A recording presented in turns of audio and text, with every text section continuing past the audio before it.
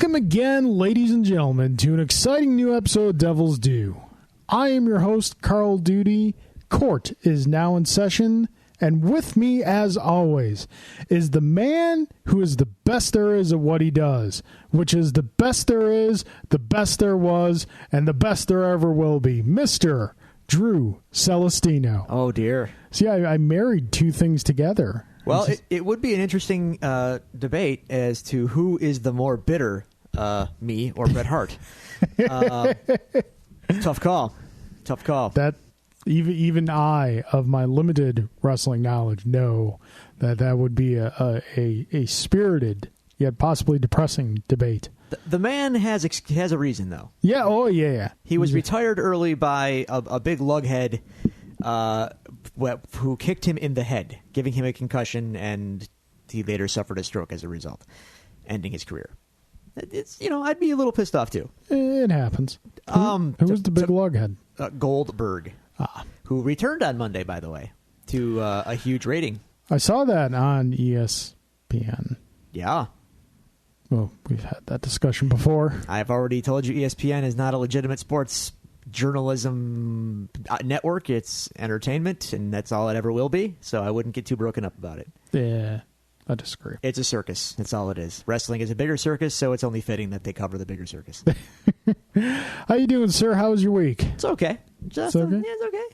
It's okay. A little worse for the wear today. I was a spirited evening last night in Toronto. Went to the Gojira show. Gojira! Which was magnificent. So that was awesome, but I got home at like 2:30 in the morning. The drive is a little longer than I remember it being from my previous experiences in going to Toronto. I don't know why. It just seems to get a little longer each time I go. Or that, or I'm just driving slower because You're old. I'm getting older. I don't know. It's hard to say.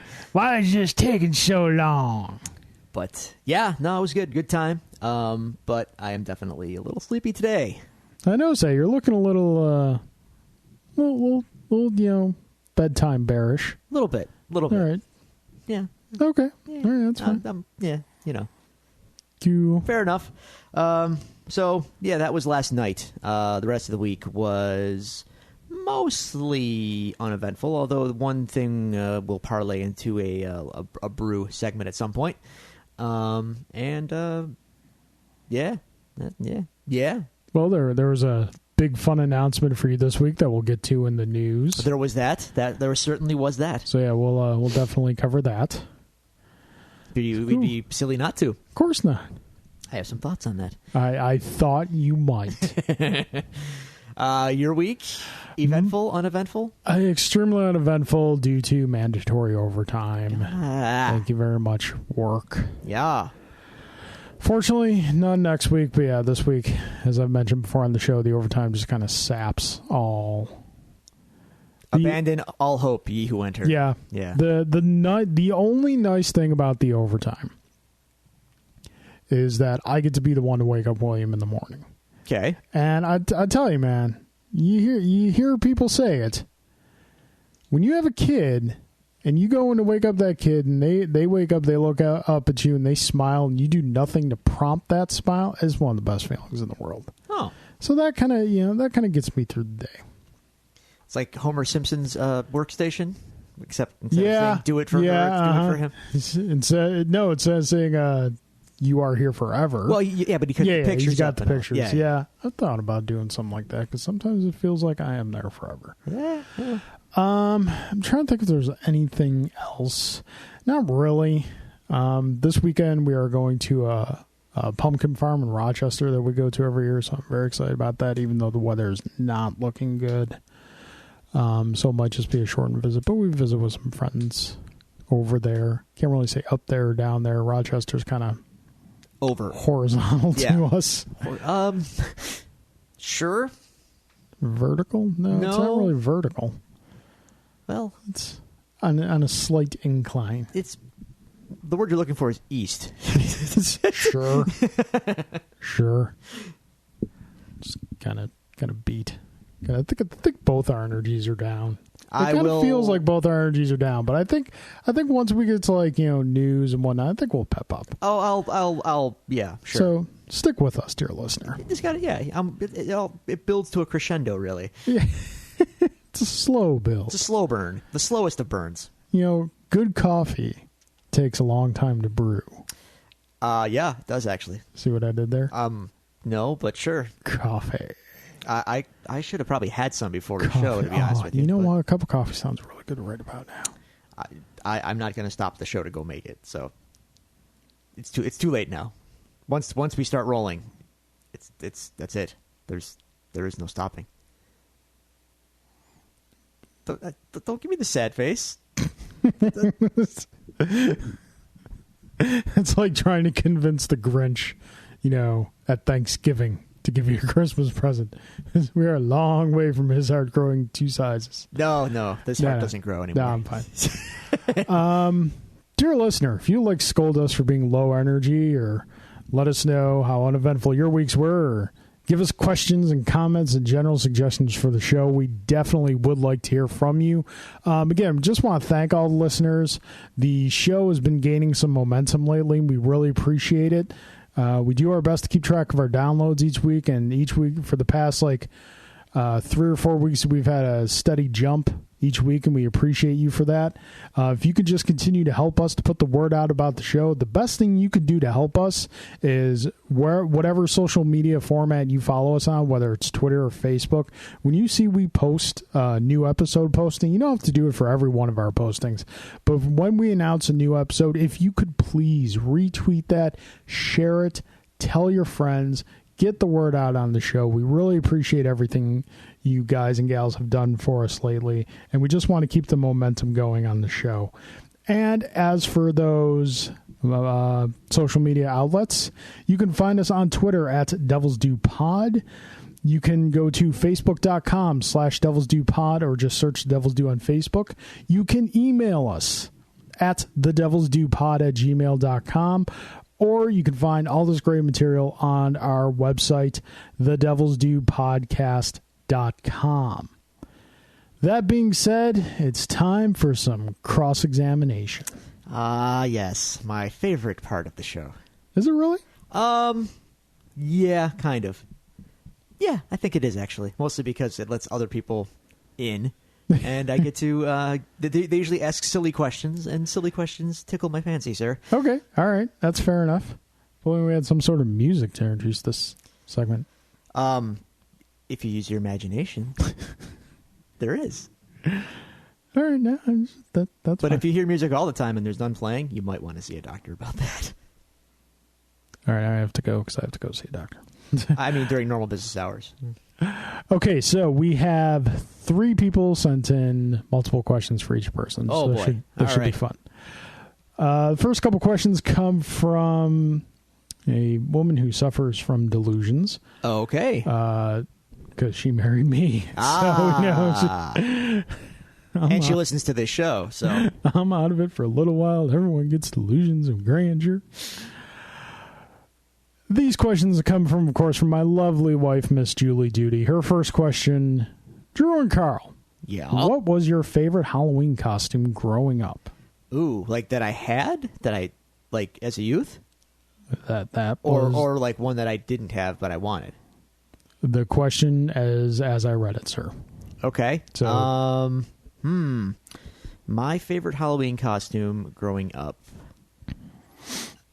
Tough call, but I'm pretty sure I had a fairly baller Ghostbuster outfit at the ripe old age of like 4 or 5. Nice. And I had the plastic toy Real Ghostbusters Proton Pack. With the foam noodle? It. Yes, sir. Nice. And a fake pair of glasses because I wanted to be Egon. Alrighty. So that's you do answer. tend to lean towards the geek in famous foursomes. Donatello, Egon. Reed Richards. Are there others? Yeah. Well, Reed's kind of a jerk, but yeah.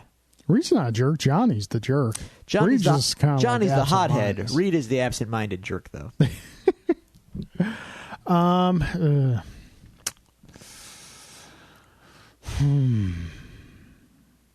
Although, before you answer, there was the Halloween in junior high when a group of us got together and all had our Mortal Kombat 2 costumes. Ooh. So I had a very baller Raiden costume that I made myself. And Nice. It was very, very cool. And friends, three other friends, we had Reptile, we had Scorpion, and we had a Baraka. It was very legit. I was Scorpion 1 year in high school myself. The Street Fighter player was Scorpion, was he? It was an easy costume to do. All and I right. had a working spear. That'll. I'm curious as to how that worked. You just kind of, get a... Did you just throw it? No, I threw it, but I also had like a small rope attached to it. Okay. I just fed the rope up through the sleeve in the costume. Scorpion has no sleeves, I had sleeves. so you failed. Did you have lightning? No, but Then you failed. Shut up. No. So, as far as my favorite costume goes, shut up. Stop laughing. Have you seen Scorpion, sir? I was actually Scorpion Sans Ninja Mask. I was Skullhead Scorpion. Okay, you're getting some points back here. So, I had so many great costumes growing up. You're gonna love William's costume when you see it. By the way, Okay. he's gonna be adorable. Okay. Pictures will be posted. Okay. I'd have to say, you know what? You remember, this might be a little bit before your time. Do you Dear remember? God. Do you remember the costumes in the boxes? Yes. The plastic onesie It was like a with the smock plastic. with a yeah, plastic mask. Yeah. Yeah, I hated those. I had a Darth Vader one of those. Yeah. That, from what my parents tell me, I wore like 3-4 years in a row. Okay. So I would have to say that is probably my favorite. Although my mother did make me a pretty incredible Ewok costume 1 year. No, Wow. not for nothing. Like, say what you will about Ewoks, this costume was pretty baller. She sewed together a full body fur suit. All right. So yeah. Yup nub. Oh, I was nubbing it up. All right. I was wicked. Had like the rubber mask. Oh my God. I'm sure that wasn't horrifying at all. No, not at all. Okay. Okay, so Julie's second question is, what is your favorite place to read comics? I.e. coffee shop, favorite spot in the house?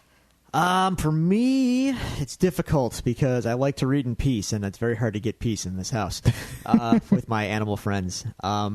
So I do prefer to read on the couch, actually, when I do get to read on the couch, in the sun, preferably, not at nighttime.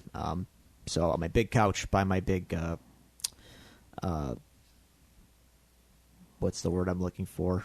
By my big doors, my arch, and all that business when the sun is coming in. It's a nice, well-lit place to read. Okay.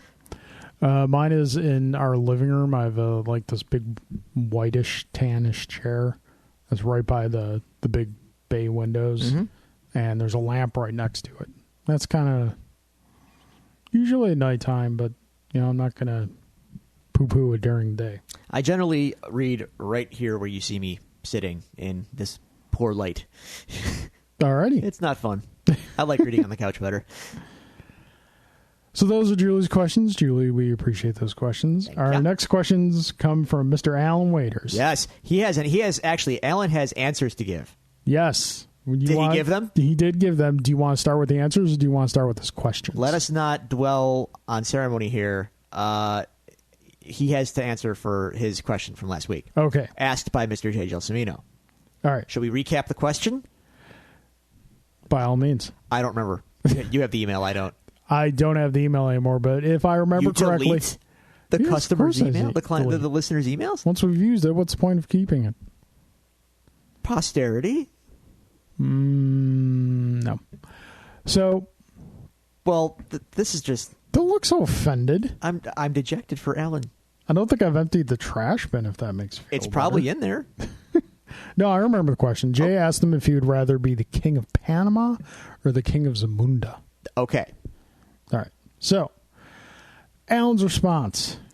Howdy, y'all. See, he goes to Atlanta for a weekend? Yeah. And now he's come back y'alling us. In response to Mr. Gelsomino's question, when I was in hot Atlanta with some fine southern Jezebels, This is true. This apparently happened, by the way. I would prefer King of Panama because I would control 80% of the world's exports. Good answer. He's done his homework. He's thinking. Alan is a smart one. He is an educator. He is. See? Okay, All right. on to his questions. Okay. His first question is, who would you consider to be the greatest black superhero of all time? All time. All time. Ooh. This is a tough one. This is a tough one. Actually, he's I think all his questions are tough. I don't know that I have the expertise to make a definitive statement, but my read on the situation would probably be John Stewart Green Lantern, just for sheer exposure, media exposure. I'm going to have to disagree with you and say Rocket Racer. Okay. Who the hell is Rocket Racer? No, Rocket Racer is not actually my answer. Okay. Rocket Racer was a supporting character in Spider-Man comics in the late 80s, early 90s. Wow. Okay. I didn't know that. Think of a black dude in an orange outfit on a rocket-powered skateboard. That's ridiculous. That was Rocket Racer. Okay. No, man. John Stewart is definitely... Because if you look at the top three, which is probably John Stewart, Black Panther, and Luke Cage. Yeah, that's fair. I think it would be a toss between Panther and John Stewart, but I think John Stewart gets the edge because in many respects he was the superior Green Lantern. Then Hal Jordan? Yeah. Even he admits Hal Jordan's the greatest Green Lantern of all time. I don't know. Hal was gone for a long time. Hal was gone, but he came back. Yeah. He got better. Jeff Johns just can't resist him some Silver Age. Is there something wrong with that? When you've moved on, I don't know. I don't know. Yeah. Green Lantern Rebirth was friggin' awesome. It was okay. Shut up. It was a I am cranky. It was today. a clever workaround for the damage done to Hal Jordan. Not only was it more than clever, but extremely well written, it also gave a good reason for the dumbest superhero weakness ever. Yeah, that's what I'm saying. It was a very clever workaround. Her phrase, well done. You can give it more credit than you're kind of giving it a backhanded compliment. Yeah, it was clever. Ah, jeez. Yeah, I'm probably gonna have to go John Stewart too. All right. And then, Warner DC decided that we needed less black representation. So, welcome back, Hal. Bye, John. No, Have a nice day. John is still very upfront in the comics. No one cares about comics. We do. I'm talking cartoons and movies and stuff. Cartoon? You're saying that he was in the cartoons. Then they brought Hal back. What's the story now? Is Green Lantern John Stewart now in the cartoons? I would argue no. I don't know this for a fact. I would argue yes, because if you ask kids who grew up during that time, right, who was Green Lantern, they're going to say John Stewart. That Green Lantern animated series, right. The one you're referring to, that's my point. Went for one season, then it got canceled. Well, I think how many seasons does Justice League go for? But that's my point, though. Like, the superior Green Lantern was represented, and then Warner DC decided, oh, no, we can't have that. Bring Hal Jordan back. Yeah, and it didn't work. Think they learned that lesson? I would say that John Stewart got better representation in the cartoons. I agree. Now, though, what's going on? Now nothing's going on. There is no Green Lantern cartoon. Well, see what they did there? Like I said, that show was canceled after one season, like 5 years ago. Probably because they got rid of John Stewart. That show was actually good. Not well animated, but well written. Okay. All right. Alan's second question. Are there similarities with Donald Trump's candidacy and Lex Luthor's when he became president of the United States? I'm going to go first on this one, if you don't mind. I'm going to default to you because I know that happened in the comics, but I didn't read it. I'm going to say there are absolutely no similarities because Lex Luthor ran a, logical and not Trump campaign. And he was actually elected, and, save for the fact that he's Lex Luthor, was a better president even in fiction, than Donald Trump could ever be in real life. All right. I will trust you on this. All right. Lex Luthor's he's a legit smart guy. Yeah. So that makes him more qualified, I think. Yeah, and like. So you're telling me that can't- Lex Luthor didn't run on the xenophobe campaign against Superman? That he didn't want to build a wall, keep out the Kryptonians, and make Krypton pay for it? This didn't happen? Oh, it's a missed could be opportunity. huge. Missed opportunity. Missed opportunity, DC. Everyone goes straight to the Phantom Zone. Yeah. Huge. Huge. Everybody's got Trump now. Yeah. Yeah. Okay. Alan's last question. This is a tough one, too. Is Captain America issue number 1 from 1940, Captain America punching Hitler, Yes. the most iconic and most patriotic comic issue of all time? I'd say it's the most iconic patriotic. Yeah, not Cover. the most iconic. The most iconic Action number 1. Action number 1 easily, just because it's the first superhero, the first Superman, and Yeah. lifting the car and all that business. Distant second is Detective 27. It's taking me a minute to even think of what Detective 27 looks like. Yeah, okay, I got it. Yeah, but then I kind of think that between the two, because they're similar, Amazing Fantasy 15 is better than Detective 27.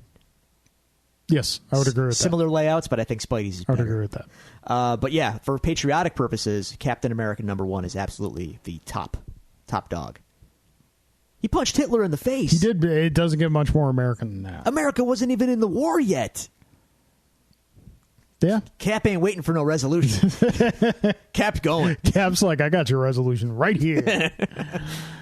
All right. I'm trying to think. Patriotic issues. Yeah, I'm gonna have to say. Yeah, that Cap number 1 is the most patriotic cover of all time. There's like the ones of like Superman and Batman when they're and Robin. I think that's it. Like World's Finest and from World War II era, and they're sitting on the gunship cannons, and it kind of looks like, look at our big giant barrel guns between our legs. I think what Alan's meaning here is like, something that stirs a sense of patriotism. Captain America number 1, man. Yeah, no, I'm absolutely. I'm agreeing with you. I can't think of any others. So, okay, yeah, there you go. All right, now to the main event, Mr. J. Gelsomino. Drew. Yeah. Do you feel in today's current political climate, oh boy, that President Dave Mitchell could feasibly run for a second term despite the Liberty Savings and Loans scandal? Absolutely. He was beloved. He was beloved. He wasn't initially. No. But over the course of his recuperation from his stroke. Recuperation. Exactly. Air quotes. He became beloved. Yes. And I think he would absolutely win in re-election. All right. Cool. Yes. I'd vote for him. And I would too. There you go. Damn right you would. Second question. If a sequel was ever made of The Last Dragon, oh, yeah, would Sho'nuff had found himself humbled by Leroy? That's the first part of the question. Okay. Would he help him in his quest to save Daddy Green's Pizza from the loan shark company fronted by the new number 1 in Chicago and new number 1 in charge, Rocco? Or would he be bitter and attempt one last chance to regain his crown as the Shogun of Harlem? Oh, now you see we're getting into fanfic territory here, so this is tough. Well, unfortunately, the actor who played Shogun passed away. He did, but we got to let us pretend though that like in the 80s there was interest, money, and everyone was on board for a proper Last Dragon sequel. Oh, would have been so. The direction which way would I think it would go? I think Sho'nuff. Oh man. He was so bombastic, but then he got handled by Bruce Leroy. He got thoroughly handled. So yeah, it would definitely, like Jay said, go one of two ways. He would either be humbled and seek seek penance, if you will, or he would double down and be, insanely filled with rage and want revenge. Either way, I think you have a good story. So I have to pick which way do I think I think it would go? Ooh. I think, given the information we have about Sho'nuff in The Last Dragon, he would seek revenge. He would absolutely seek revenge. All right. But it would be really cool if they did a sequel. But maybe because he tapped into the glow a little bit. Yeah. Maybe that offered some enlightenment. Yeah, no, like I said, it would be really cool if they did a sequel where, rather than seek revenge, he was humbled and became like Bruce Leroy's student. I don't think he'd be his student. He would seek redemption from Bruce Leroy, and then they would train together like Apollo and Rocky. You see? And they could run down the beach in tube socks. So what you're saying is we need a Russian adversary. Or Mr. T, yes. Okay. All right. Here's my questions are up top. All right, Carl. If you could save one character from the entire Jaws series, these Jaws questions. If you could save one character from the entire Jaws series from the clutches of death, who would it be and why? The instant gut reaction is Quint. But Yeah. Let me think about it. Mm-hmm. Oh, wait, no. God, no. No? I'd save Quint. No, I know you'd save Quint, but Mr. Calvin Bouchard also unfortunately fell victim to the jaws of Jaws. In Jaws 3, or as it's commonly known, Jaws 3D. Okay. So I would definitely save Calvin Bouchard because Chappie Sinclair, Never Say Die, Iron Eagle. All right. I should not be surprised at all, and I'm not. Next question. Okay. Lightsaber or the broken glass from Nakatomi Towers, which is more dangerous? They can both jack you up pretty efficiently. Yeah.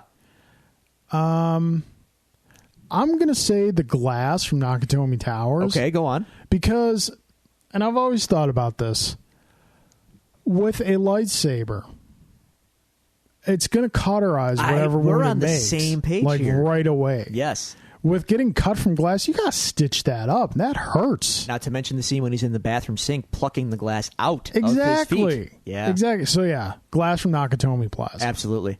But only if it's from Nakatomi Plaza. Other Yeah, glass yeah. is not nearly as sharp. No, they spent a lot of money on that glass. And that's been proven by science. Yeah.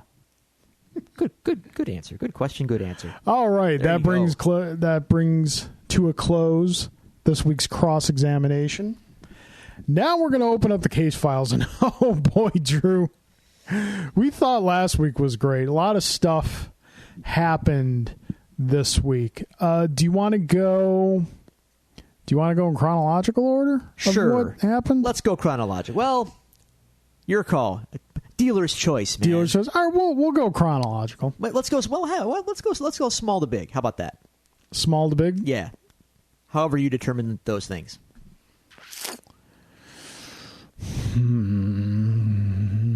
All right. By small, I'm just equating small to what you think we are least interested in things that happened That's what I was getting this at. week. All right. So, Yes. as we discussed a couple weeks ago on the show, the first poster for the new Wolverine movie titled Logan was released. Yeah. And yes, I did go back and look at the poster and see that bad Photoshop, and now I cannot unsee it. And her abnormally large hand. Her Mr. Fantastic length fingers Yeah. stretching out. Yeah. Earlier this week, they dropped the first trailer Yeah. to this movie. Yeah. Set to Johnny Cash's masterful cover of Nine Inch Nails' Hurt. Yep. What'd you think, Drew? The use of the song edges dangerously close to the cliche line, if not outright steps on it. So fair enough. It's a easy. It's what we call in the wrestling parlance cheap heat. The song fit. It fits, but it's also low hanging fruit. But fair enough. Just because low-hanging fruit doesn't mean it doesn't taste good when you pluck it. We have proven numerous times on the show we are not above plucking low-hanging fruit from the tree of comedy. No, that's true. But, well, we'll see. No. No, it looked okay. Here's the thing, though. Like, it honestly looks pretty decent. If they can avoid all of the caca poo poo that we talked about during the Wolverine, the Silver Samurai nonsense and all that, keep it somber and realistic and grounded. I mean, in a mutant movie, I know these are very relative terms, but you know what I'm saying. Keep a consistent tone throughout the film. It could be fun, could be cool, but I have questions. Okay. So, Days of Future Past. Oh, Drew. What? Drew. So, haven't you learned by now? We don't care about continuity in X-Men movies. Because, we're probably going to get yet another scene of Wolverine escaping Weapon X in this movie. That was kind of the future in that movie. And now there's this other future where that didn't happen? This is the future. It's more future. It's further ahead in the future. Sure. When will then be now? In the X-Men movies? Never. Oh. Sorry. Damn it, Colonel Sanders. So, it looks interesting, but I'm confused. So yeah, I mean, the movie itself looks decent. This is Jackman's last turn, right? Jackman and Stewart. This is both their last turns. Oh. We're never going to get to see him in costume. Yeah. I'm sad. Yeah. I think that was real missed opportunity. I love that deleted scene when they show. He opens up the chest. Yeah, it was from the Wolverine. He opens up the chest. Was that a deleted scene or was it? It was deleted in the end of the movie. It was deleted. Oh, yeah. He opens up the chest. Yeah. And not only is the Wolverine costume in there, but the classic orange and brown Wolverine costume, the best one. Oh, really? Best one? Yeah. I can go either way. Okay, fair. Yeah, like the yellow and blue is classic, but I always thought the orange and brown was a better redesign, fit the character better. Sure. No, I don't disagree. So your thoughts on the movie? Yeah, it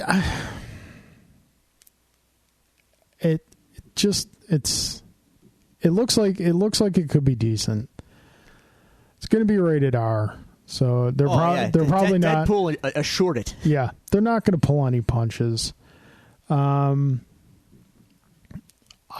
glad to see that it's not, air finger quotes, Old Man Logan. Yeah. That like Old Man Logan just seems like it's a spiritual inspiration. Yeah, not a literal inspiration for the film. Sure, in terms of the setting. Yeah. And the it's like we said, the continuity is so screwed up now. The history is not great, so I'm not. How excited can you really be? Yeah. Yeah. I hear you. Yeah. I'm with you. Mm-hmm. So depending on reviews, I will. Yeah, I'm going to see a little more as far as like previews go. I might go see it. I'm not sold on it by any means. Okay. Well, there's your first nugget of information for the week. Yeah. So, okay. So that preview came out. That preview came out after. Easy, Tiger. Remember, we're going from smallest to biggest. You know what's great, Drew? What's that? Getting hooked on a feeling. Ah, it's so great. Well, so earlier, are you gonna? You're declaring that this what you're about to discuss is not as important as the casting news that came out today? No, you're right. Okay, put it aside. We'll get there. You will get there. Okay, so this just broke today. We take full credit for this. We do? We do, because we suggested that they should do this. Okay. So we're gonna. You're welcome, universe. That's what I do. I'm a giver. We make things better. All life we make better. All right. Announced today, as you know, this December we have Rogue One coming out. Next December, on my birthday exactly, we have Star Wars Episode 8. Yeah. The December after that. I like that Star Wars owns Christmas now. 2019. we get a young Han Solo movie. Han Solo's already been cast. The actor that cast escapes me at the moment. Yeah, I'm not been. I have this one. I'm. But not, that's what not this is about, sir. okay. Go on. Sorry, not to. I don't want to spoil things. They announced today that a young Lando Calrissian has been cast. Yeah, they did. And it is none other than the only choice you could really make for this role. The perfect choice, Mr. Donald Glover. He's been in so many discussions for geek casting over the years. Yeah. He has finally landed himself quite the big fish. Yes. Couldn't be happier for him. Or Landoed himself a big fish. Look at that. Yep, see what I did there. Look at that. I like how you kind of Calrissian that in there. Sure. That doesn't work at all, but whatever. It's fine. It's fine. I insist, I demand that he grow a mustache immediately. Yeah, but they might not even be filming for another 2 years. Grow it now. Sure. Just rock it. Own it. So yeah, this is excellent news. Spot on casting. It's going to be great. Disney's just doing everything right. Seems. Now, I don't know how these anthology sort of things go. This is kind of uncharted waters with Star Wars, like, I call them spin-offs or whatever you want to call them, with Rogue One being the first one. Yeah. Would it be... I just call them standalones. That's fine. Would it be in poor taste, or would it be odd if they, fingers crossed here, open the film with Billy D reminiscing about a story about Han Solo, and that's kind of like the framing of the movie? I'd be perfectly okay with that. Okay, just checking. Yeah. Now that I've said that, I want that to happen. All right, let's hope Billy D makes it. Like Billy D and Chewie at a cantina, and then they reminisce Raising about Han. glass. Yes, and that's how you're. That's not at a cantina, at the cantina. Even better, you are Mos Eisley Cantina at the same table. Disney, Lawrence Kasdan, whoever, if you're listening, and we know you are. Listen to what we're giving you. I don't even want credit for this. You know Just what? make this happen. Take it and run. We're giving you gold. That's what I want to see. Gold. Lando, Chewie, Cantina, raising a glass to Han. Yep. And then your story unfolds. Yep. That's what I want. Hey, Chewie, remember when? Yep. Fade to space. That's sold, but in seat. Yep. There you go. That's how you get done. That's how we can hope. All right, now that we're in space, as I was saying, oonka chaka, oonka oonka oonka chaka. If I may, so go ahead. Wish they would have delivered some new tunes. Oh, those will come, sir. Okay. Those will come. All right. So earlier in the week, we were very excited to see that a poster for Guardians of the Galaxy Volume 2 was released. So we're like, cool. You see the gang on there, the Guardians, and Yondu. Yondu sporting full mohawk. Full mohawk Yondu. I like it. Yeah. And at first, you don't quite see Groot. Because he's baby Groot. He's little baby Groot. Yeah. He's at the feet of Star-Lord. So that was cool. We were all very happy about that. I'm like, something to talk about for this week's episode. Sure. And then they just went and dropped the first teaser on us. Yes, they did. Which didn't show a lot.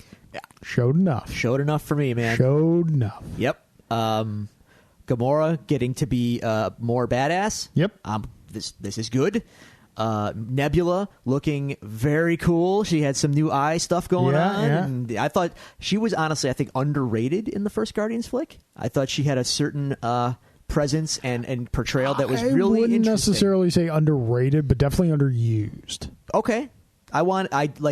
Based on what they presented, I wanted more. Yeah. She was interesting. And then that scene with Yondu walking down the catwalk with all the bodies just falling.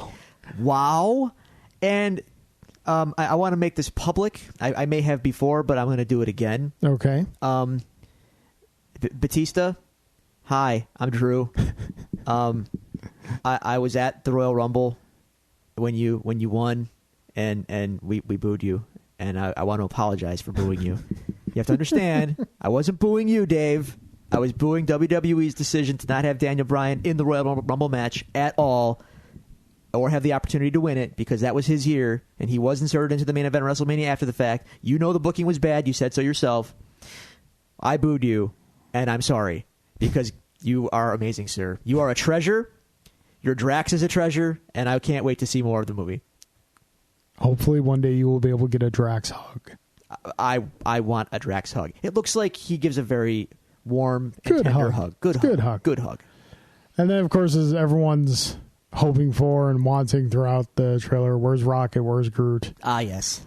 They show up at the end. Rocket blows a hole in the screen, and all of a sudden, up over his chest, little baby Groot in a spacesuit. Little baby Groot. Oh, he has a jacket on. He's got a jacket. Are they going to have Vin Diesel voice come out of that little baby Groot? The question is, are they going to keep him baby Groot throughout the whole movie? Because as you and I know, Groot can reconstitute himself fairly quickly. It seems like it's taken a while, though, if it's he's only now in baby state. Because he's no longer potted, so now he's on 2 legs now, but he's still little. So it looks like it's taking some time. So I don't know. We'll see.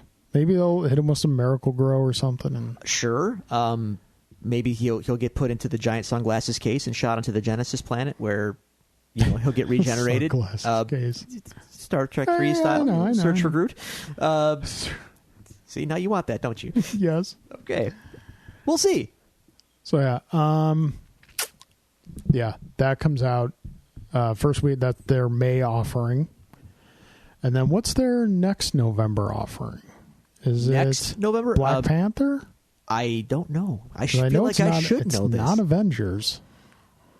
It might be Black Panther. Or is it Spider-Man? It might. Black Panther or Spider-Man. I don't know this. I should know this, but I don't. Couple weeks. I could look it up. Sure, go ahead. Couple weeks we get Doctor Strange, which I saw a scene from that last night. Holy crap.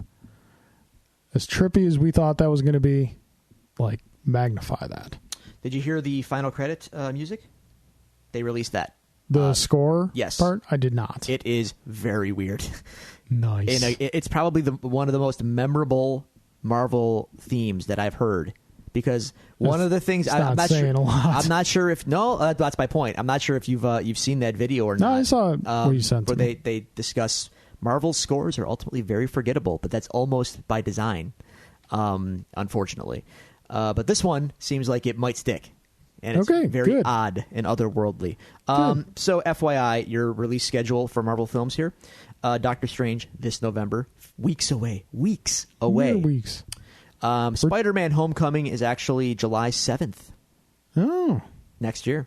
November 3rd, 2017. Of course, as I thought, and I should have chimed in, Thor Ragnarok. Okay. Yeah. Which, by the way, I'm very excited for, actually. Me too. The more I hear about it, it seems like it's going to be... doing all the things right. They said it's going to be like an 80s adventure film. Like an 80s fantasy adventure film.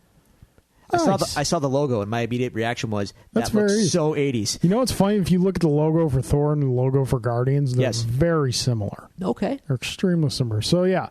Guardians, this coming May. We're excited. I'm sure the music's going to be awesome.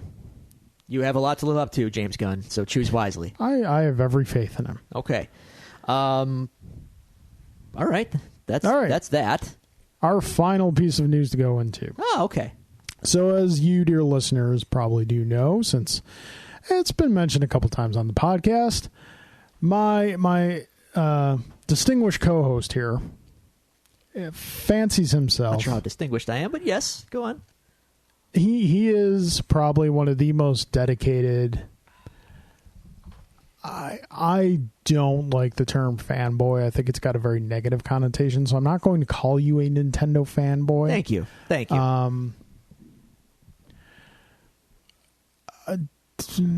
Disciple?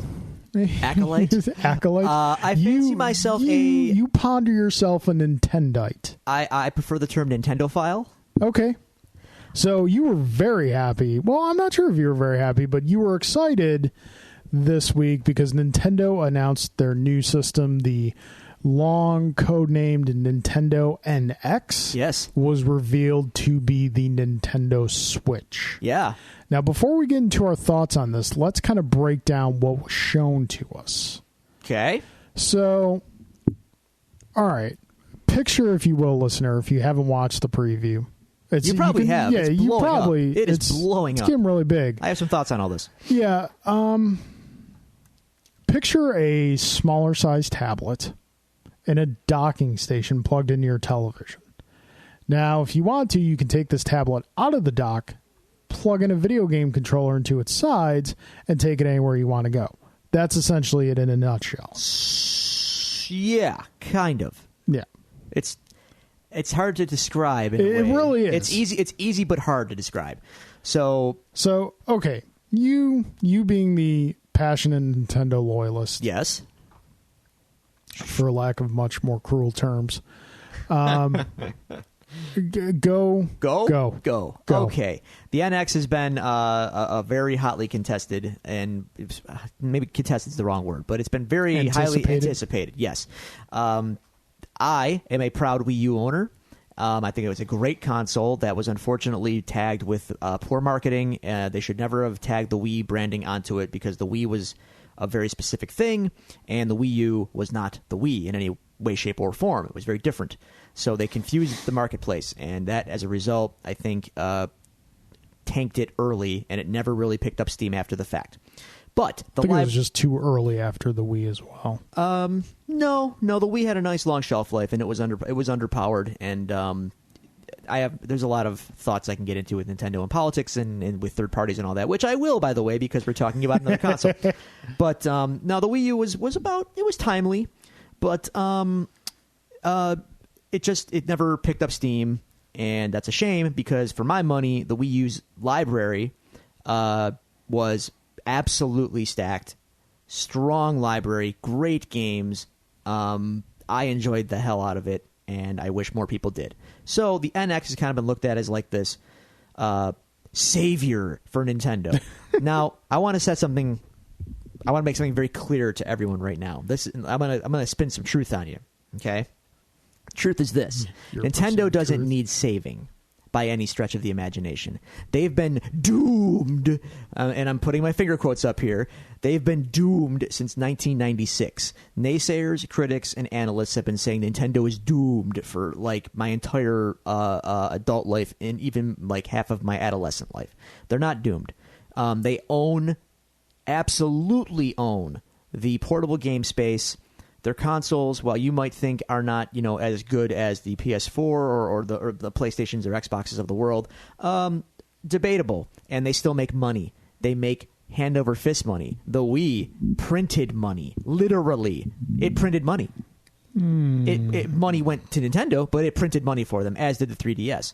They sold more of those than you can possibly imagine. Now, what my point is, unlike Sony and Microsoft, who sell consoles at a loss of money, Nintendo doesn't do that. Nintendo has over $10 billion in cold, hard cash reserves that they just sit on. They're not doomed. Even if the NX, now the Switch, flops, they're still fine, and they'll come out with another product, and they'll just keep doing it until something clicks. So for all the whiners that want to say they should just go the way of Sega and make stuff for other consoles, I would ask you, how's Sega doing these days, guys? Pretty sad state of affairs. Nintendo is just fine, and they will continue to be just fine. Now, the Switch. Okay, so the NX was a cool name. Unfortunately, it didn't stick. That's okay, though. The Switch is a good name. It describes exactly what the system is and what it does. And what Nintendo is doing here is they are kind of bridging the gap between their absolutely dominated space of portable and their console, their traditional home console space. Now, they're both kind of the same thing. The Switch is a portable console with multiple configurations for play, which is actually, we'll talk about all those. They're really, really cool. But it's also a home console. So I can sit on my couch, play my games, or kind of like the Wii U, you could pick up the gamepad and play wherever you wanted as long as you were within a reasonable proximity to the Wii U console. Well, now you can take it on the friggin' road with you and go anywhere you want with it. It's a portable console as well, playing the exact same games. That's amazing. That's beautiful. It's exactly what it should be. That's what everyone thought it was going to be, and that's what it is, and that's great. So I think it's cool. I have questions. Many questions. Okay. I'm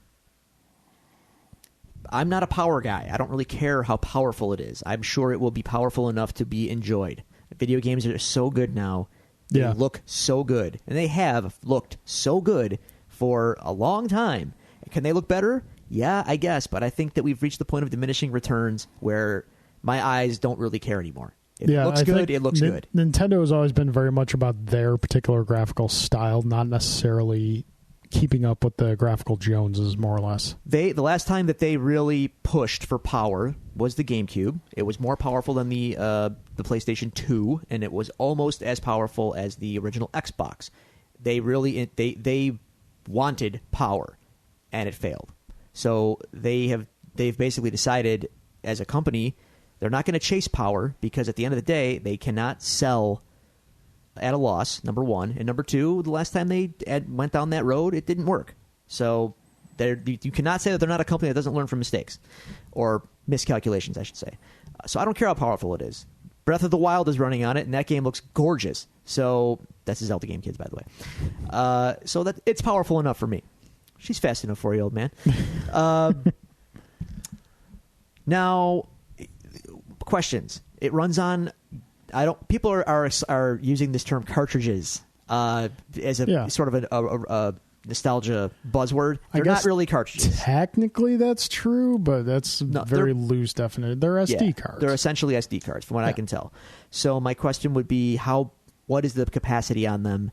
Well, storage is just jumped ahead light years from what it was the last time Nintendo used cartridges, which was on Nintendo 64. Flash memory is insane. Up until like when Nintendo made the choice to stick with cartridges for the N64, it was already established that CDs had more storage. CDs had more storage and they were cheaper. They chose poorly, and that it is what it is. That's what history unfolded a certain way. But now it's just, I mean, I'm honestly surprised that there is not like completely surprised, but I'm a little surprised that there is actually a physical media for the games. I'm not. I was kind of thinking this was going to be the first fully digital system. No, no, that's not going to happen. Unfortunately, American internet speeds are not fast enough to make that a reality yet. It's coming, but I don't know that we're just not ready. Asia is probably ready. America's not. Yeah. So capacity on those cards, how big are they going to be? Are they comparable to space on a Blu-ray? But honestly, I think Nintendo is incredibly ahead of the curve here because, frankly, disc read speeds from a physical spinning disc drive, like a Blu-ray disc, they're honestly, we've reached the point where it's too slow. For the power and the fidelity that you want out of a console now, the disc drives are now a problem. They're not fast enough anymore, and they can't physically be fast enough. So Nintendo going back to cartridges and digital media is brilliant. It's timely, and they're ahead of the curve, I think, here. I think Sony and Microsoft are probably kicking themselves a little bit, and they've actually kind of conceded that they're impressed with what Nintendo has been able to do. So that's a question, though. How big are they going to be? Is it comparable to a Blu-ray with storage space? Like, what can you put on a SD card nowadays? I don't know. Maybe someone out there can, correct me and give me some kind of spec on terabytes or gigabytes on a card. Other questions. The old Nintendo chestnut that drives me insane. Third parties. Here's why. Third parties lined up to support the Wii U as well, and then they all abandoned ship within 6 months because I don't trust any third parties whatsoever. They've all talked the talk with Nintendo, and then they all have fallen by the wayside later on. I don't know what the problem is there, but as a Nintendo fan, it's very frustrating. But ultimately, I don't care that much about that, only because when I buy a Nintendo console, I pretty much accept these days I'm buying it because I want Nintendo's games, period, and I will buy the hardware to play them. I think the Switch will do better with third-party support because game design does not have to revolve around a gimmick. I hope so.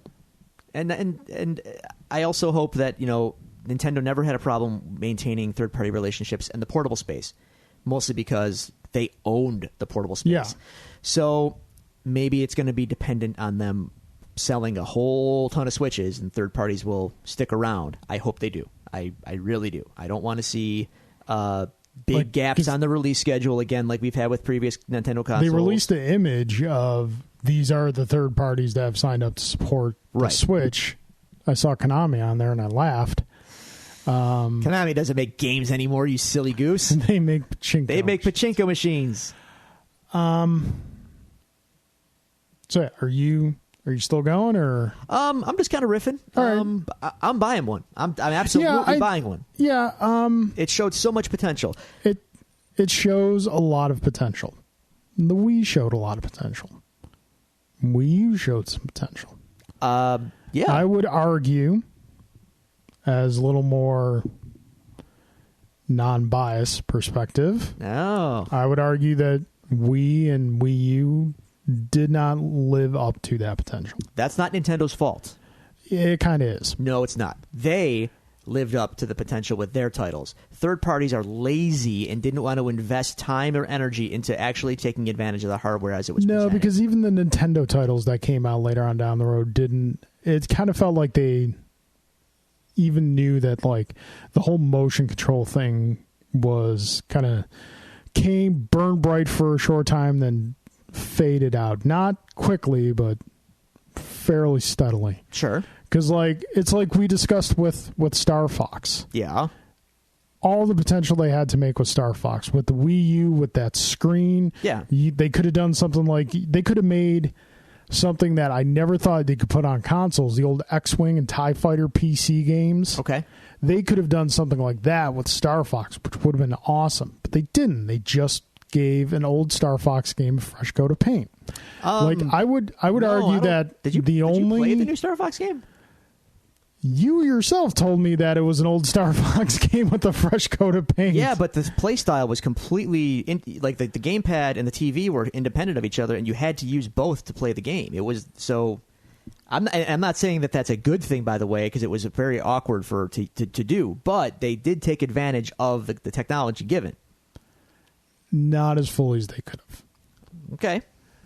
So, but like we could argue, like I like Nintendo, but I think everyone who's a fan of things typically come across things in their fandom where they have a blind spot.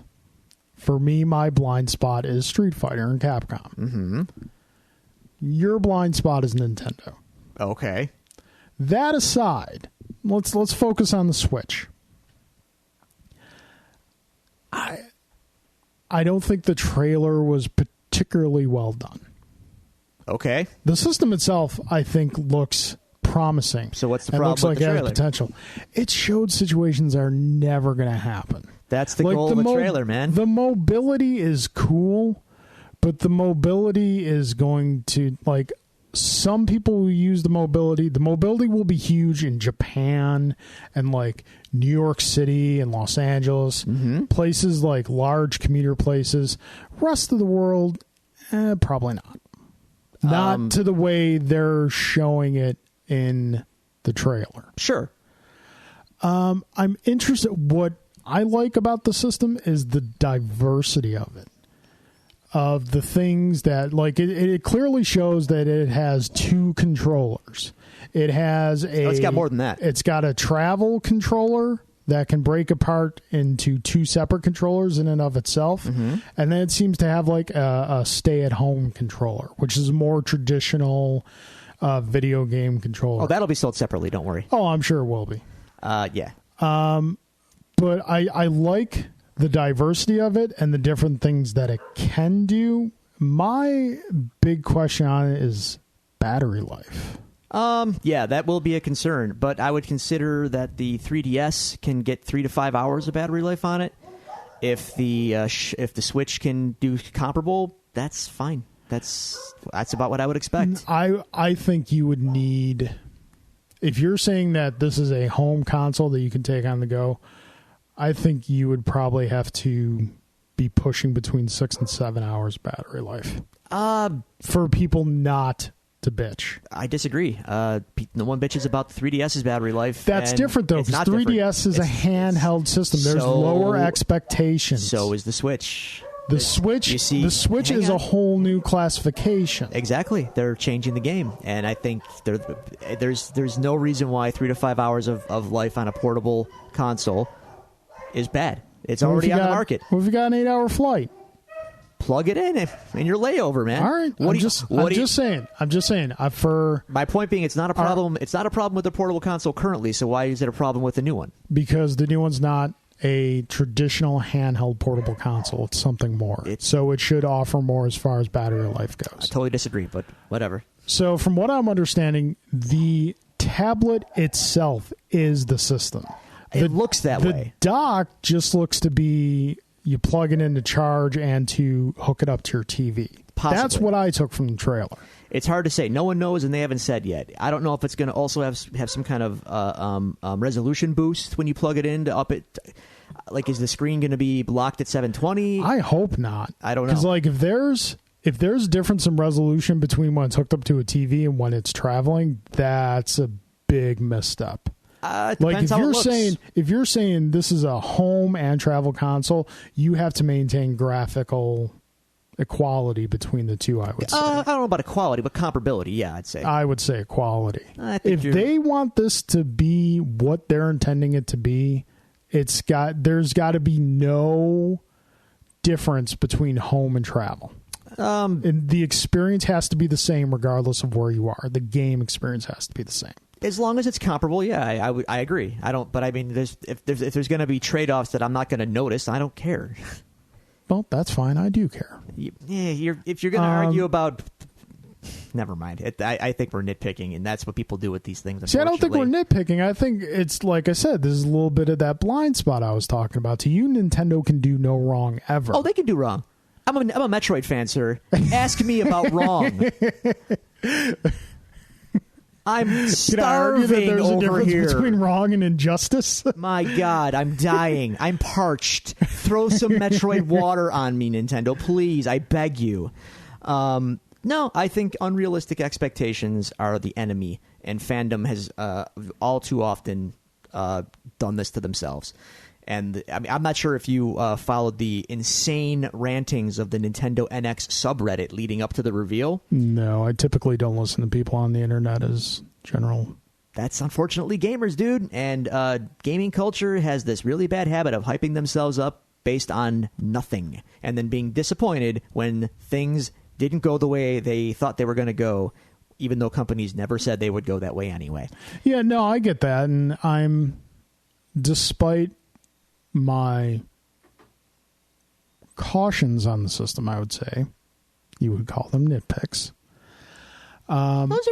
These are valid points, but I'm choosing to be an optimist here. I think I'm optimistic towards the system. Like you mentioned, you buy the Nintendo system for Nintendo games. Yep. Nintendo games quality are still pound for pound the best on the market. Yep. Let's just hope we get more than.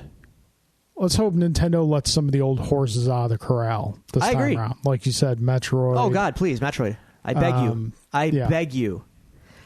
This is something else to consider. Right now, Nintendo is split into two. Well, historically, they're split in two. You have your mobile, that's the wrong word. You have your portable development houses. You've got your console development houses. Nintendo is kind of divided against itself. If the Switch is now going to be kind of the all-encompassing end-all be-all for the future, for the next X years, well then, dude, awesome. Now you bring everybody under one roof, and you say we're not gonna have a million divided teams anymore. You guys go make some games. You guys make some games. You guys make some games. You have all the games now. Here's my question for you. Yes. Because the majority of Nintendo's success, financial success, I would say probably in the past decade, has been from the portable. Yeah. The 3DS, Game Boy, if you will, what have you.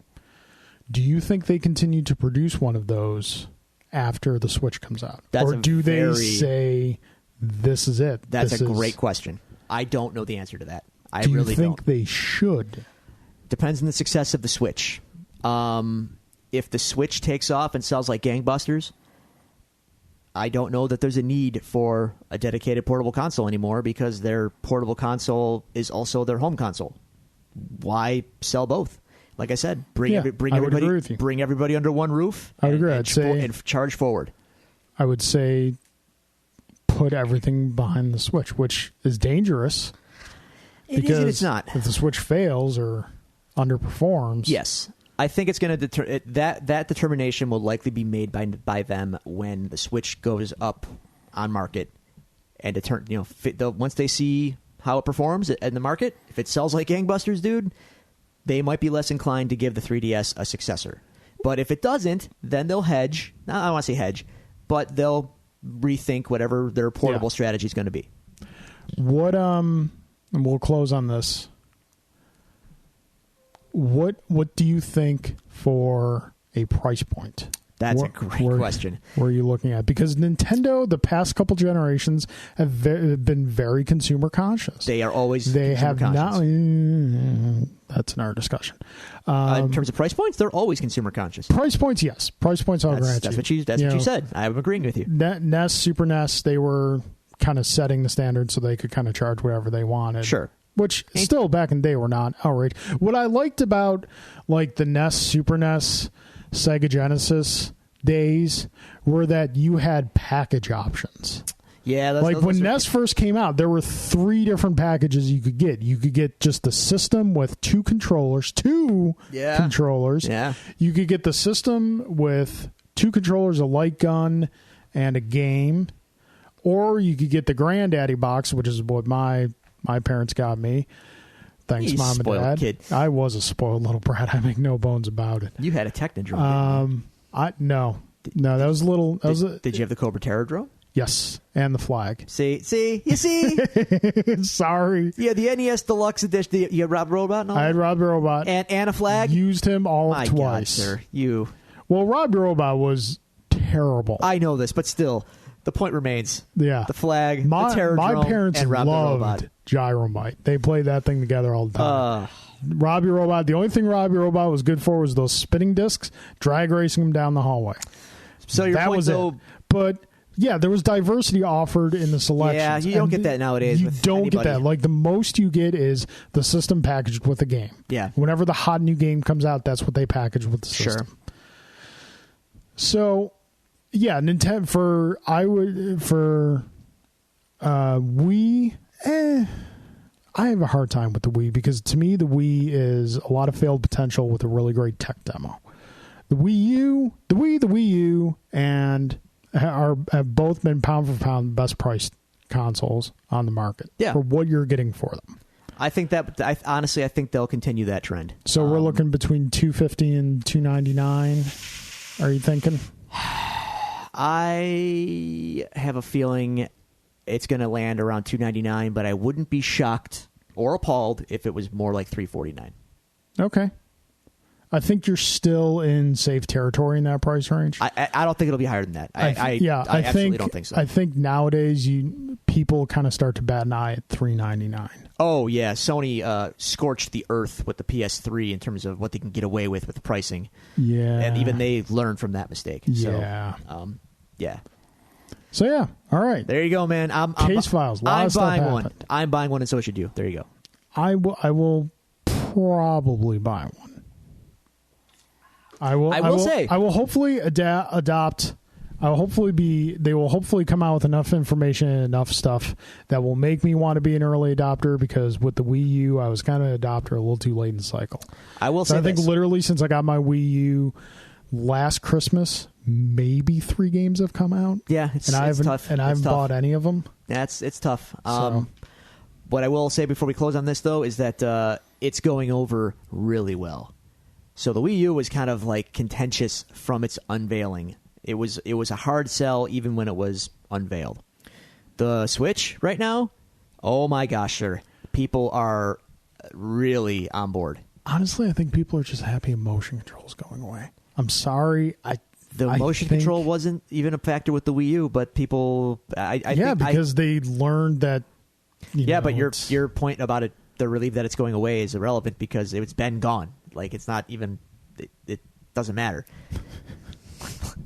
People saw the Switch, and I think they saw like the controller configurations and the docking and all the cool features. And basically, what I'm saying is the buzz on it is really, really, really positive. Probably the most positive buzz I've seen for Nintendo in a long time. And as a Nintendo fan, that makes me happy. So what I would ask all you people that are impressed with it, don't get all cynical and crappy later on if something isn't quite exactly what you thought it was going to be. Because, and again, Nintendo has not released any official specs, so don't get your hopes up for things that might not exist. Just take it as it comes. Yeah, you're not going to get, PS4, Xbox One graphical quality here, and that's okay. Not necessarily, no. That's okay. So there you go. Buy one. Yep. Buy two. There are the case files. The debate between Drew and I over Nintendo continues to rage on, even though I do like Nintendo. I'm just a little more open about their missteps. That's fine. They'll be fine. I don't really care. They'll be just fine. All right. It is time to go back to Harlem, rustle some papers, and get uncaged. Unlock the cage. Episode 2. I've noticed, I know we're only 2 episodes in. Are you taking more notes on this show than you did on Daredevil? I am. It's so weird. Am I. Why is that? I've got 4 full pages of notes. Yeah, I'm finding myself. Daredevil averaged 3. Yeah, well, I use one bigger piece of paper than you do, and I find that usually it's like hour episodes. Yeah. Generally speaking, 30 minutes aside of a piece of paper. Yep. And what I'm finding here is I'm 10, 15 minutes in, and I'm already almost done with the front of the paper. Yeah. My God, man. Slow down. They pack a lot, and I've noticed into these first 2 episodes. You notice it more when you're taking notes from it than from what you're just watching. Well, now that I'm later into the episodes, I'm not done yet. I know. You're still not done? No. Dude. Hey, man. I'm busy. I'm a busy guy. But I am late in the season now, and I will say that it slows down a bit. It does. And one of the critiques of the show is that it couldn't, a lot of people are saying it could have been 1 or 2 episodes less. Jessica Jones especially as well. I think if you're going to do a season, you kind of dedicate yourself to a 13-episode format, but you just got to be a little aware of how much material you're putting where. Yeah. Kind of stretch out a little more. Like there's so much stuff in these first 2 episodes that maybe could have been carried over into episode 3 and 4. Maybe. That being said, let us start episode 2, Code Open. of the Streets. Yep. Yep. Cold Open. Yeah, I've noticed with the Marvel Netflix shows, it's kind of a 50-50 shot as to whether you get a cold open or right into the intro sequence. Yeah. Same is true with Luke Cage. Not every episode is a cold open. Not every episode is just straight into the intro sequence. Yep. So Cage has a gun to his head. Yes. Kids don't know. Kids. This is a flash forward. Yeah. We're used to flashbacks, or you could take from the episode, or you could take the perspective that this is the whole episode's a flashback. Yeah, and then there's flashbacks within flashbacks. It's crazy. Inception. It's crazy, man. It's so deep. It's so dense. Now, what we find out about Luke Cage here, it's not a happy man. Well, we'll find out why. But he also does not like the N-word. No. And I like that about him. Yeah. I think, and again, getting in that area where, we're 2 white guys from the suburbs, so our authority to speak on such things is very limited. I don't like the word. I don't like the word being used. I don't like, I get that. See, there's nothing I could say here that doesn't, I know. I feel you. It's put me into it's an ugly word. A weird situation. It's an ugly word. Me personally prefer not be used. I agree with you. I understand that there's a cultural connotation of taking it back, of making it their own, and it does exist in that context as it gets tossed around all the time in this show, apparently. But at the same time, it's good to see that Luke doesn't like the word and takes a firm stance against the word. Yes, Luke has no patience for that. Yeah, he's tired. He's tired. He's had a long day. He has had a long day. And then we flash back. Yes. Kind of. Yeah. And once again, we're at what turns out to be the police department, But again, we get, Yeah. does Misty have powers? This Is she just, they keep doing this and they don't ever kind of clear it up. Like, we know Misty doesn't have powers. Right. But again, like we discussed last week, for a viewer, this can be a little confusing. This is annoying, actually. And if Because I have especially Scarf says, you're doing it again. yeah. If I have any critiques on the show, this is one of them. Yeah. They just didn't make this very clear. But she is basically going through the crime scene of the botched gun money heist. Yes, she's going through it in her head from the photos put together on the evidence wall. Right. And Scarf says she's doing it again, comes over, starts talking to her, and they're trying to figure out what was the motivation. Yeah. And, saying it's all about the Benjamins. Trying to figure out who was kind of the driving force behind this decision. And who killed the person. Like, they and all keep that. revolving around Dante. Shamik and Chico. And they know Shamik's dead, so... Do they think Chico killed him? Yeah. But Misty remarks, like, this babyface kid ain't killed nobody. Yeah, So exactly. he doesn't have the stomach for it. Now we cut back to the barbershop. Pops! And we find out that Luke is very well read. Yes. This scene made me feel dumb. A lot of authors getting bandied about there, sir. How'd you feel about that? I had not heard of many of them. Yeah. Read none of them. Sorry. Well, Luke has given you some homework. Yeah, Luke is giving me some homework. And in hushed tones, Pop remarks to Luke, so word is on the streets that 3 guys got popped over at... 2 guys, he says. Correction, 3 got roughed up. The German 3? I'm sorry, yes, the German 3. And they got beat up at Genghis Khan's last night. And Luke kind of slyly remarks, huh, I heard it was 4. Pop gives him a smile. So Pop knows that it was Luke. Yep, and we see over Bobby Fish is playing chess. Who's he playing chess with, Drew? As I have several times on my notes this week with big exclamation points. Turk! Turk lives. Turk! Oh, Turk. We liked you. But by the end of this episode, that's going to change. At least for me. I still like him. I still hold out I think hope. now you're kind of pushing it. But we'll get there. We'll get there. Nobody's perfect, man. So Turk's playing chess with Bobby Fish. And between the conversation between Pop and Luke, we learned that the barbershop is Switzerland, in that it is a neutral site. Right. No gang stuff goes on in the barbershop. And everyone apparently understands that. Yes. People on the streets, people in the shop, they understand that. Yeah. No gangsta stuff going on in the shop. Yeah.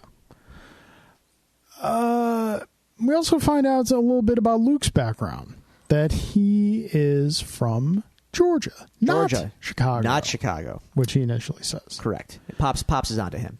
Yeah. And we also find out a little bit about Mariah and Cottonmouth, and that they are the grandchildren of Mama Mabel, who used to run things back in the day. Yes. And she was bad news. Referred to as the devil's ex-wife. That is correct. That's a great nickname. Now, who should come in, though? Well, hold on a second. I just want to make an observation. This is I felt little frustration in my lack of knowledge of the Luke Cage character from the comics, in that when they were talking about his background, I'm like, is this legit his background from the comics, or is this are they changing it a little from the show? Something I wish I knew. Yeah. If he's actually from Georgia. I still don't know. I'm going to take Marvel. I'm going to trust Marvel on this. Okay, no, I trust Marvel as well. I'm just saying, kind of wish I had a little more comic background with this character, but that's okay.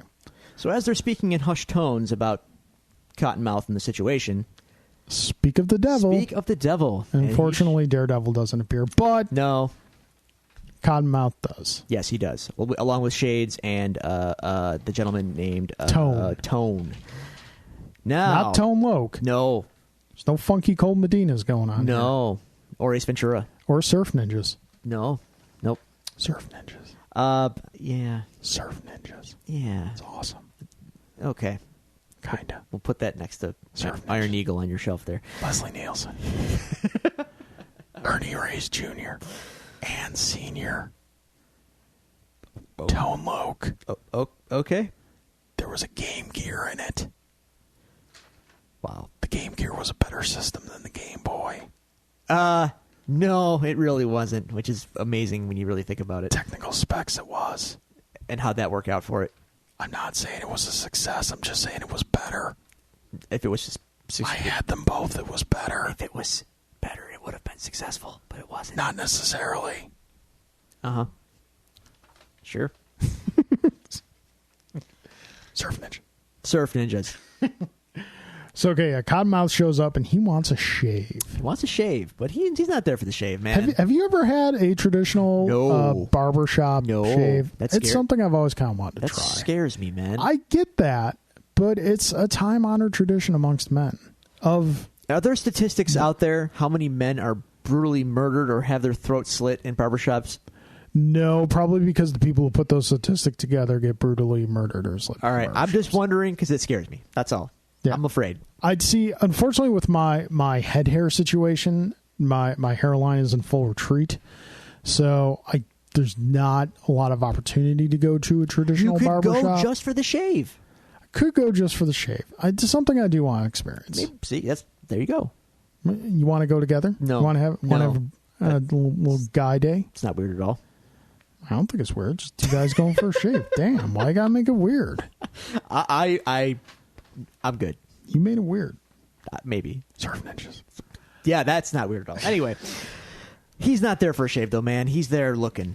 Yeah. He's feeling things out. He's looking for Chico. He's Letting Shades and Tone do the talking. more or less. He's more or less just kind of reminiscing about, the feel of a razor. Pops notices his hands. They're all banged up. Notices he's been doing that work. Yeah. Which, by the way, Shamik Cottonmouth is caught going. those hands. He did, and Cottonmouth is going on and on about brothers don't want to put in the work.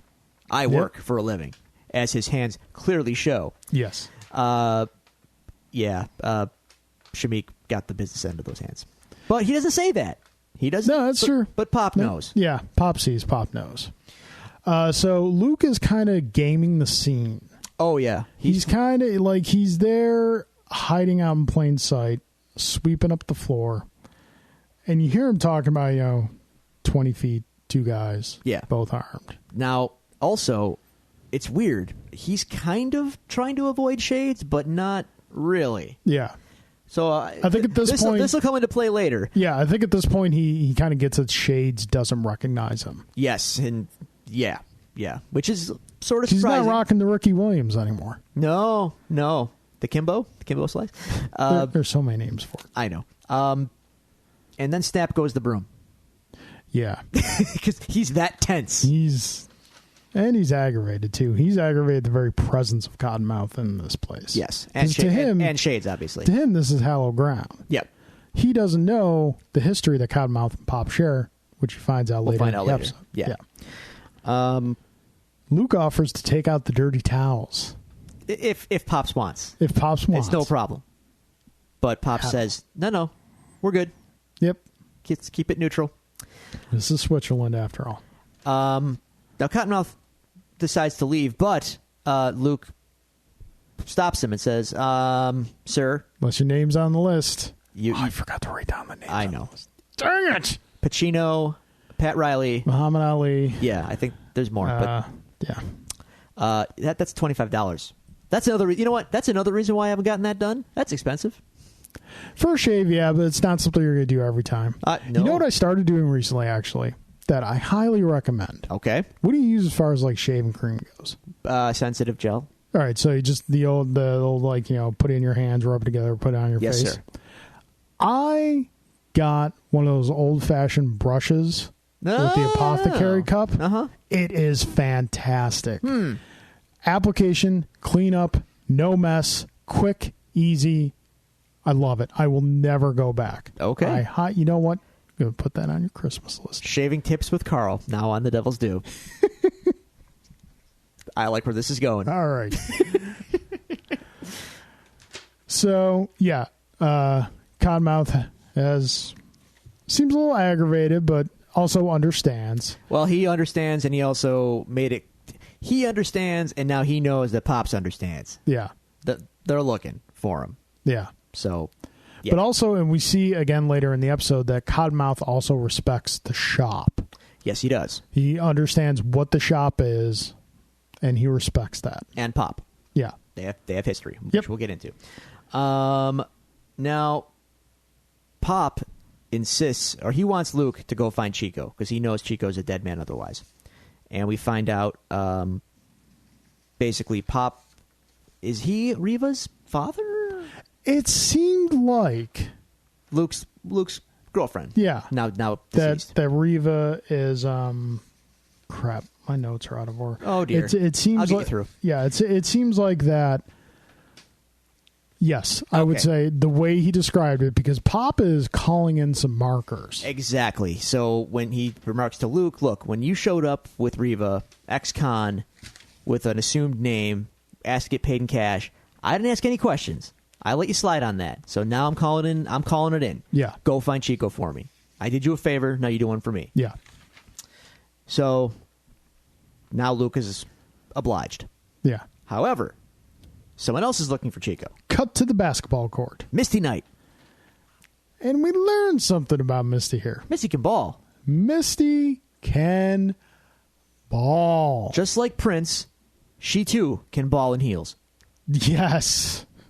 She's dropping threes and pumps. That's correct. That's impressive. She's dropping threes on Chauncey. She is hitting the streets looking for answers on Chico. Yep. And she knows where to go for the answers, so she challenges Chauncey to game a horse. And she wins. And she not only does she win, but like after the first shot, she brings him over and points out that on the ground they have, the all-stars, the most court. famous players from that court are given numbers and initials. And she points MK. Who do you think that is? Moon Knight? Oh, one can hope. No, it's Misty. Can Moon Knight Spoiler. ball? Do you think Moon Knight can ball? One of his personalities can ball. Okay. All right. But she's looking for Chico. So is now Luke. so is Luke. Yeah. Luke is just, are you walking on the street? Okay, I'm going to ask you a question. Yeah. Have you seen this guy? Now in New York City, I got to tell you, if you walk up to me in New York City, I'm ignoring you. If Luke walked up to you in New York City, Luke, I you got to be polite and, listen to what the man has to say. I have really good New York skills, sir. I'm a seasoned New York veteran. I can avoid people really easily. I just ignore, block it right out. I'm just saying, if Luke sets his sights on you and he doesn't want you to get past him, I don't think you're going to get past him. Depends how forceful he wants to be, but generally speaking, It's Luke Cage. Hey, man. All right, fair enough. So yeah, he's walking around everywhere in Harlem, showing pictures of Chico to people, Yep. saying, "Hey, have you seen this boy?" T-1000 style. Yeah. Anyway, well, he also sees something else while he's hitting the streets. And Yeah. he sees Shades getting out of, and Cottonmouth for that matter, getting Yep. out of a van or a truck with big old duffel bags going into the Crispus Attucks building where Mariah is holding fort. Yes. That's kind of the home location of her entire New Harlem Renaissance movement. Yes. As we find out later in the series, Cottonmouth's personal bank. Yep. A lot of money in that building. Oh, yes. So Be a shame if someone stole it all. it'd be a terrible shame. Or Terrible. even stole some of it. So Cottonmouth drops off money. Mariah's comment says, not enough. She needs that paper. Mariah, they seem to establish in this episode the dynamic between Mariah and Cottonmouth as Mariah being the smarter one. Whereas Cottonmouth not by any means unintelligent, but more street smarts. Yes. She is, yeah, that's correct. She's the legal end of, she's the business end, if you will. She seems to be the more dominant personality when she wants to be. Sure. And he respects her because, as they both remark to each other, family first. Yep, family first. So, as we find, Luke tracks down Chico, And politely knocks on his door yeah. with his foot. Yeah. The door acquiesces to his request. By flying across the room. Yes. Like you do. Yep. And he tells him straight up, Pop wants me to find you. You're coming with me. Yeah. Chico says no. Chico is an annoying character. Yeah. Every time he talks, I just kind of want to smack him. Yeah. And Cage tells him, look, dude, I found you in 4 hours, unpaid. Yeah. How fast do you think it's going to... How long do you think it's going to take someone from Cottonmouth that he's paying to find you? Yep. But he doesn't go with him. So Luke leaves sad. Yeah. Back to Pops. Back to Pops. Turk! Turk. He's not very good at chess, by the way. I don't think they really established that. I think that he is clearly not up to Bobby Fish's skill set, but he's not free either, to use fighting game parlance. All right, fair enough. So well, okay. All right. So Luke comes in and they're sitting outside. Chico's not coming. Then we get some background into Pops. We get a Pop origin story. We find out that he is not called Pops because of his age. No. He is called Pops because that is the sound his fists made when he hit you. Yeah. Snap, crackle, and pop. We also find out that Cottonmouth used to run with Pop back in the day. Now, this I think was interesting because if you look at the two characters, Cottonmouth doesn't look that old. No. So I'm assuming that Pop, even in the origin days, had a good 10 years on Cottonmouth. Just guessing. Yep. And so Pop is going through a story. He got pinched, did some time, and changed him into the character he is now. Yes. And when he came out, he opened up the shop as a way of kind of making reparations for the person he was. He does not want that life anymore. No. Pops has learned his lesson, and now he wants to do good for the community. So as we're going through the Pop origin story, they go back inside, and who should appear? Chico! You son of a... predator. Anyway, he saw the light. Yeah. He's going, I'm sorry. And as we're having a tearful little moment, who should interrupt? Damn it, Turk! Turk, buddy. I'm trying to like you, Turk. He ended my liking of him in this series. All right, well... Turk sees Chico now in the presence of Pop and Luke Cage in the barbershop. Pop kicks Turk out of the shop. That is correct. I'm sure Pop is aware of who Turk is and what he does. Yep. And on Turk's way out, he runs into Misty Knight. She also knows who Turk is. Yes. And Turk's she says, got a reputation. He does. And she remarks, what are you doing in Harlem anyway? Yeah. And he's just playing some chess with his friend. Yeah. And she politely suggests to him he should leave Harlem. Go back downtown, Turk. Yep. Yeah. So now Misty is in Pops. She's trying to find Chico, too. Yeah. And this is where Luke and Misty formally are introduced. No coffee here. No. Maybe some bitters. Yeah. No coffee. No. Luke not happy. No, they snipe at each other a bit. Yep. Pop hides Chico. He does. Now, he wants to work a deal with Cottonmouth. Pop does. He wants to work a parlay. Sure. Use proper terminology. Yeah, I feel you. Give the money back. Yep. Nothing happens to Chico. Yeah. We're all good here. And Pop sends Luke to make that arrangement. Now, here's what... and which Luke does. He goes right through the restaurant... and does not listen to his manager, who says, I have your money. Yeah. Luke don't care. And he tells Cottonmouth as much. Pops wants to make a parlay for Chico. He wants no more, no action taken. He knows you and Pop have history. Gives him the photo. Yeah. Pops wants you to remember. Respect your history. Now, they do something in this part, and I don't know if this is done on other shows. I could be wrong. But the texting. They've never done this on another show. This is new to this show. In any show on TV, I don't know. But I'm just referring to the Marvel Netflix shows. Okay. They show text bubbles. Yeah, I thought it was interesting. When characters are, getting timely texts in the shadows in the corner, we don't have to. Bless you, sir. Thank you. We don't have to cut away to their phone. And have that awkward. I think that was a neat little visual. Yeah. I liked it. And someone texts and says, "I know where Chico is." Yes. So, after Luke leaves, Cottonmouth is told by Tone, I know where Chico is. Yeah. Cottonmouth says, let it go for tonight. Yeah. He's fine. But then he says, go scope him. If you find him on the streets, you bring him. If he's in the shop, he's safe. Yeah, more or less. Once again, Cottonmouth showing he respects what the shop is. He basically said if he's a flight risk, handle it. Otherwise, I'll go to the shop tomorrow myself. Yeah. Well, Tone doesn't take instruction very well. Damn it, Turk! So, Tone and Shades Shades, mind you, is trying to talk Tone Shades out of this. despite being a villain, he seems to be the most even-minded of the villains in this show. Right. Well, to a degree. More so than Tone, Yes. as we'll see. Yeah. Now, Tough scene. hang on, we're not there yet. Because as Turk rats out where Chico is to Tone, Yeah. and they're en route to the shop, we get Mariah talking to Cottonmouth. And she's telling him straight up, get out of this. What are you doing Yeah. this for? This is ridiculous. You could be doing so much more with yourself than this. Yeah. But Cottonmouth doesn't see it that way. Yeah, she's like, just run this club. This club is a huge success. Just do kinda this. do this. But- concentrate on your music. Oh, one of our listeners responded to us on Twitter. Mm-hmm. I apologize, I didn't mention this earlier.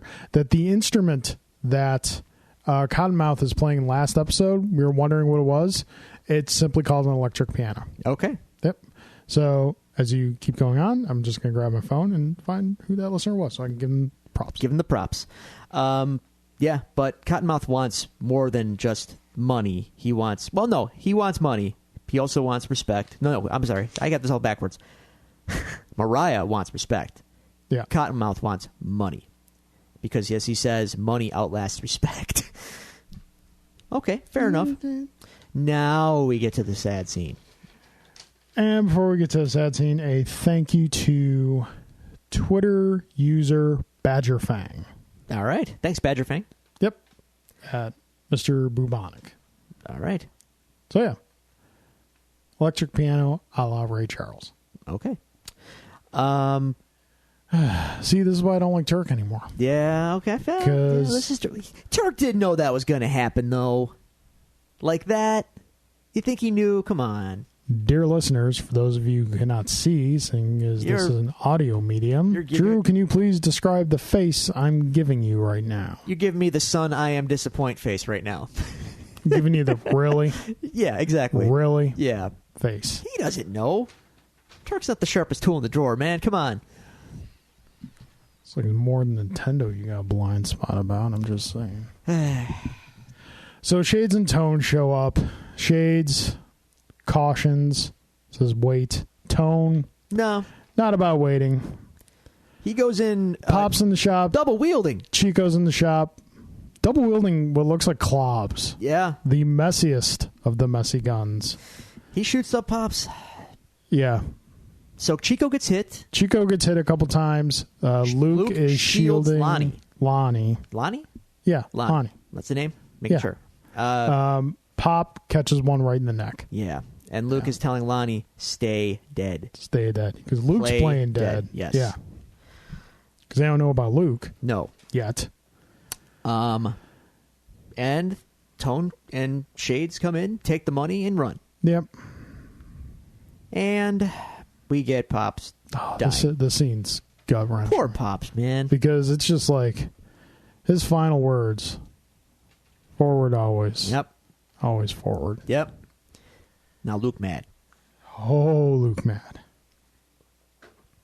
So Misty and but you know Scarf what? show up to investigate. You know who else is mad, though? Because we're not quite... Yeah. Well, hang on. Are we there? Yeah, okay. Forward always. Misty and Scarf show up. Yeah.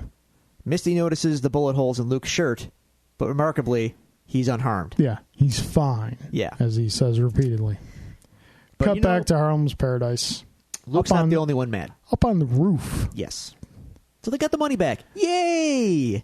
It's never good to be on a roof in the Marvel Universe unless you're wearing a costume. This is correct. Or your name's Luke Cage. Or Jessica Jones. They don't wear costumes. Yet. Forget my last statement. Cottonmouth is not happy that they've decided to take No. actions into their own hands. Tone's all but- excited about what he did. He thinks he's bragging. He's shot up the shot. Look what shot I did. up the shop. Yes. Cottonmouth's like, all right, what's done is done. I'll give Pop money to rebuild. He won't like Make it, but right. yeah. And then Shades, bearer of bad news. Pop's dead. Pop is dead. Cottonmouth, not happy about this. No. At this point, Dirtbag Turk makes another appearance. Dirtbag, really? Yes, really, Dirtbag. Although he does have a very amusing line Yeah. in this scene. What's his line, Drew? He's like, how'd you get up here? Ain't a door been made that can hold I'm Turk. Turk Barrett. Ain't Dorbin May that can keep Turk out. That is the last time I will laugh at Turk in a positive way. I'll laugh for you. He's a lovable loser. So Turks is asking for his money. At this point, Cottonmouth chucks Tone off the building. Yeah. Into the loving, embracing arms of an SUV at the bottom of the street. Says, go settle up with Tone. Downstairs. And Turk remarks, you Harlem people are crazy. I'm going back to Hell's Kitchen. Where people are normal. Go figure. Yeah. Go figure that. Good night, Tone. And, Cottonmouth is, we see that scene. He's in tears, actually, in his office later on.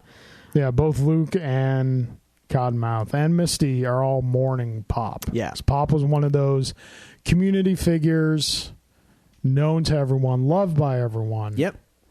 And it really, and really Cottonmouth did not sign off on that. Yeah. Now we're back to the start of the episode. Yep. And Luke has the gun to his head, but he ain't having this. No. So he tells the kid straight up, pull the trigger. What are you, scared? You scared to shoot me now? You were acting all tough a second ago. Fine, I'll do it myself. Grabs the gun, lifts up his shirt, points the gun at his stomach, and pulls the trigger. Boink! Yep. And at this, the kid bolts. Yes. The kid didn't even bother to see if the bullet ricocheted. He was just gone at the shot. Yeah. And Luke tells him as much, I'm not sitting on the sidelines anymore. No. I sat on the sidelines and Pop got killed. Yep. Now this is Luke's call to action. Luke about to do that work. Yes. Luke is now no longer going to be a passive observer. Luke is now going to work. Which brings us to the end of the episode. This is a good episode. This is a good episode. But very dense, though. A lot of stuff going on. Again, with the first episode, also with this episode, didn't really want to see Pop go. Unfortunate. But that just shows you how well they did the character. Yeah. Because you care about this character after one episode. Yeah. You don't want to see him go like that. But, it's in the classic hero's journey structure. So the mentor has to die. Doesn't have to, but hero needs that motivation. Another good episode. And another episode of our show comes to a close. Oh. Yeah. A little low energy this episode. I think we picked it up. We picked it up a little bit. Picked up a little bit. Nothing gets Drew going like poo-pooing Nintendo. I mean, you want to poke the bear, bear's gonna attack. So, dear listener, thank you again for joining us. Thank you again for supporting the show. We very much appreciate it. Please do continue to support the show in sharing our new episode postings, telling your friends about the show. If you want to direct your friends to where they can find us online, they can find us at Twitter at Devils Do Pod. They can find us on Facebook at The Devils Do or Facebook.com/Devils Do Pod. You can email us at thedevilsdopod@gmail.com or find all this great material on our website, thedevilsdopodcast.com. Drew, any parting thoughts? Buy a Switch. I probably will. Yep, do that. All right. Court is adjourned.